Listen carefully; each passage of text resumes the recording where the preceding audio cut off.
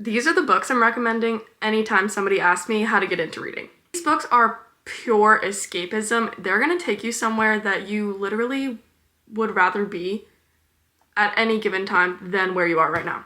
The first book is Just for the Summer by Abby Jimenez. Books are just the perfect culmination of a romance, but also each character has such a deep personal struggle that you get to follow them through. Even though she writes some hard topics into these books, does it in such a beautiful way where it doesn't feel too heavy and depressing. About two characters, one whose toxic mother comes back into her life, and the male main character in this book is taking custody of his younger siblings, and they're both kind of struggling through that, but also there's a blossoming romance between the two of them at the same time.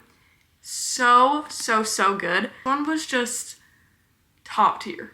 Next up is The 7-Year Slip by Ashley Poston. I've actually recommended this book to probably everyone that I know. This book it's just escapism, magical realism romance. The main character's name is Clementine, which automatically adorable.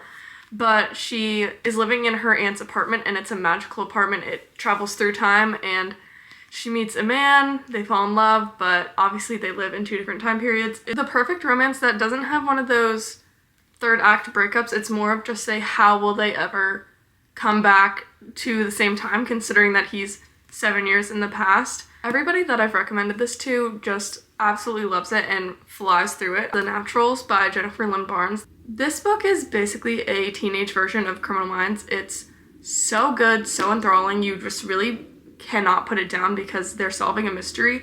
But there's also a found family aspect to this, which I love. It kind of tied the whole thing up in a nice bow, and it is a perfect series. This series is so good.